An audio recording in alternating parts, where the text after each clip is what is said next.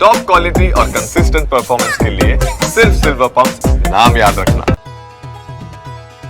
हम जिस अयोध्या को आपको दिखा रहे हैं, दरअसल वो थाईलैंड की अयोध्या है।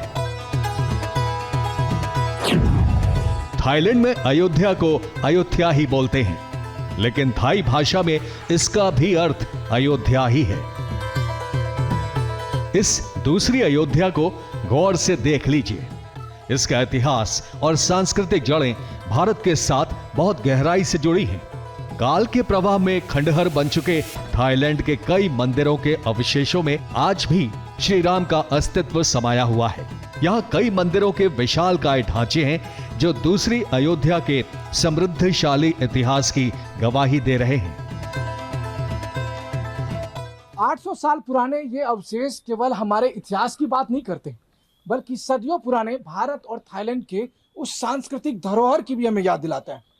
क्या महज संयोग है कि यहाँ भी अयोध्या नगरी में श्याम राजवंश का शासन था। ज्यादातर लोगों के नाम के साथ भगवान राम का नाम एसोसिएट है। और इतना ही नहीं, बल्कि यहाँ भी अगर आप देखें तो यहाँ के कोने कोने में आपको भारतीय संस्कृति और रामायण से जुड़े जो पात्र हैं वो लगभग दिखाई देते हैं। और इस प्राचीनतम नगरी के अवशेषों में भी आप महसूस कर सकते हैं भगवान राम के उन तमाम तरह की कहानियों और लीलाओं की चर्चा। कहते हैं थाईलैंड के राजा और राजवंश का संबंध इसी अयोध्या से है।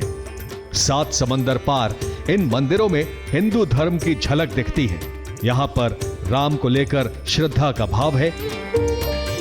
राम परिवार भी पूजा जाता है। इन वीरान हो चुके मंदिरों की भव्यता का बखान सदियों से थाईलैंड में किया जाता रहा है। ऐसे में हम दूसरी अयोध्या के बारे में विस्तार से जानने के लिए थाईलैंड के विद्वान लोगों से भी मिले। इन्हीं में से एक हैं राजमाटा, जिन्होंने भारत और थाईलैंड दोनों की ही अयोध्या पर गहरा शोध किया है। महाराजा राम जी की अयोध्या है, तो यहाँ पर पीछे भी हम यहाँ के हमारे महाराजा नाइन्थ जो महाराजा थे वो पीछे वहाँ यहाँ पर गए थे। उसी तरह के दृश्य था उनको दर्शन करने के लिए, कितारों में बैठे हुए, जैसे ही वो उनकी आंखों में आंसू थे, प्यार के आंसू। इतिहास का क्रूर संयोग देखिए। सदियों पहले भारत की अयोध्या में भी विध्वंस हुआ, इसी तरह थाईलैंड की अयोध्या भी उजाड़ी गई। भारत की अयोध्या में भी विदेशी आक्रमणकारियों ने उत्पात मचाया और थाईलैंड की अयोध्या में भी ठीक वैसा ही हुआ। बस कालखंड का अंतर है।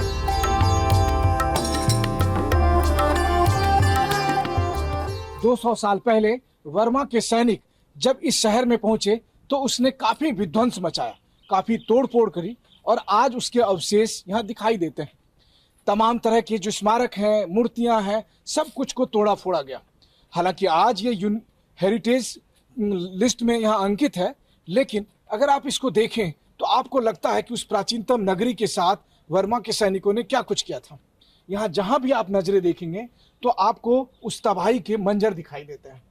थाईलैंड की दूसरी अयोध्या पर फिर से लौट कर आएंगे, लेकिन पहले आपको थाईलैंड के राम की जानकारी दे देते हैं जो अब भी जीवित हैं।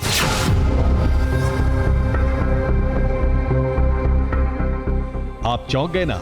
ये रामा 10 है, यानी थाईलैंड के चक्री राजवंश की 10वीं पीढ़ी। साल 2019 में ये उस समय सुर्खियों में आए थे जब इनके राज्याभिषेक की तस्वीरें सामने आई थी। इनका राज्याभिषेक बिल्कुल भारतीय परंपरा के अनुसार हुआ था।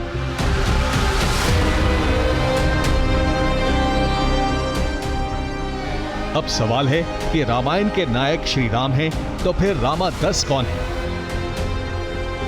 थाईलैंड में पिछले 40 साल से बसे भारतीय एएसएन शास्त्री ने इस पहेली को और उलझा दिया।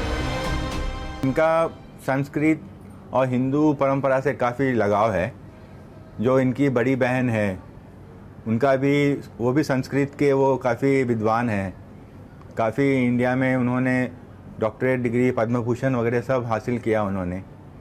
और इंडिया से गंगा जल भी आता है, बड़े बड़े पंडित आते हैं।